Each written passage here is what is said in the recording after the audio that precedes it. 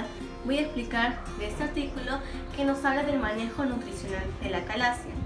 La acalasia es una enfermedad en la cual conlleva a una alteración del esófago. Como se puede ver aquí en la imagen, el esfínter esofágico inferior se encuentra cerrado, por lo que no permite que pasen los alimentos adecuadamente. Entonces, al no pasar los alimentos también conlleva a que la persona no pueda deglutir adecuadamente, lo que se conoce como disfagia, que es uno de los principales síntomas de esta enfermedad. Otro síntoma es la regurgitación, también la pérdida de peso y la broncoaspiración, o sea, el problema de poder aspirar adecuadamente. Para ello es muy importante el manejo nutricional en estos pacientes, en el cual se deben modificar los alimentos en cuanto a su textura, consistencia, viscosidad. Entre las necesidades energéticas se requiere entre un 30 a 35 gramos por kilo por día. En el caso de las personas que se encuentren con desnutrición, se le va a incrementar el aporte energético en un 40 a 50 gramos por kilo de peso por día. Entre los alimentos que se debe considerar es que debe haber un consumo moderado de los carbohidratos. Por ejemplo, las personas deben consumir pan triturado, galletas trituradas, que se puede agregar en las preparaciones, leche descremada, semidesnatadas. También en cuanto a la grasa, su consumo debe ser moderado, en el cual se debe agregar las preparaciones, leche desnatada. También se les pueden agregar de 1 a 2 cucharadas de aceite vegetal. Se debe emplear carnes magras. Y en cuanto a las proteínas, el consumo debe ser de moderado a alto. Aquí también se encuentran las carnes magras, los pescados, también las leches semidesnatadas, desnatadas. En cuanto a los líquidos, es muy importante tener en cuenta el grado que va a tener, si es ligero o si va a ser un líquido grueso.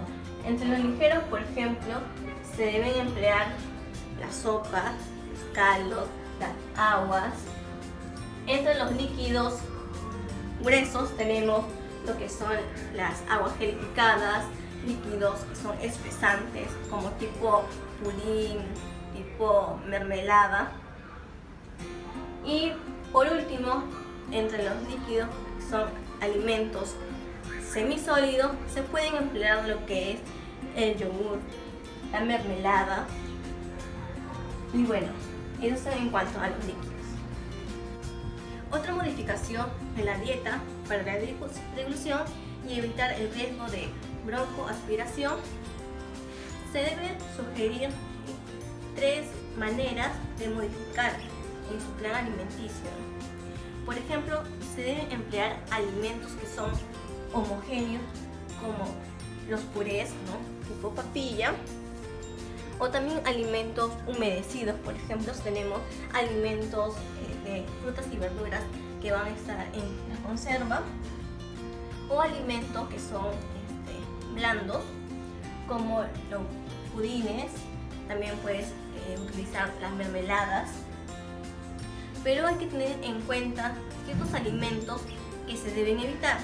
Por ejemplo, se debe evitar lo que son alimentos leñosos, como el apio, los espárragos, ¿no? Otros alimentos que se deben evitar son las frutas cítricas, ya que contienen un cierto grado de acidez. Otro alimento que se debe evitar son los caramelos, en cual esto impide a que la persona pueda deglutir adecuadamente. Otro son los alimentos picantes. Y por último también se debe agregar que se debe evitar consumir alimentos de bebidas alcohólicas.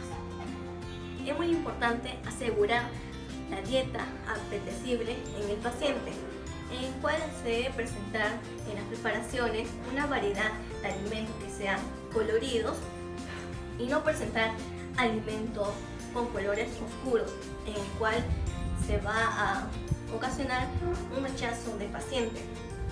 Y también se debe fraccionar la dieta en sus horas determinadas y disminuyendo los volúmenes.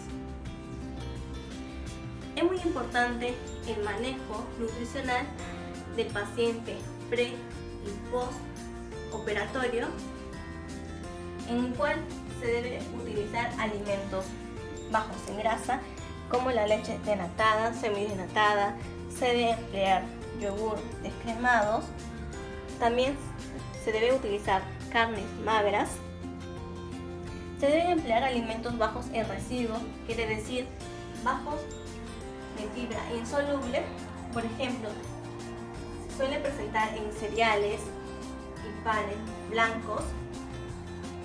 Se debe utilizar frutas y verduras peladas. Se deben emplear alimentos que no produzcan meteorismo, por ejemplo, infusiones como hinojo, frutas y verduras ya peladas. Y por último,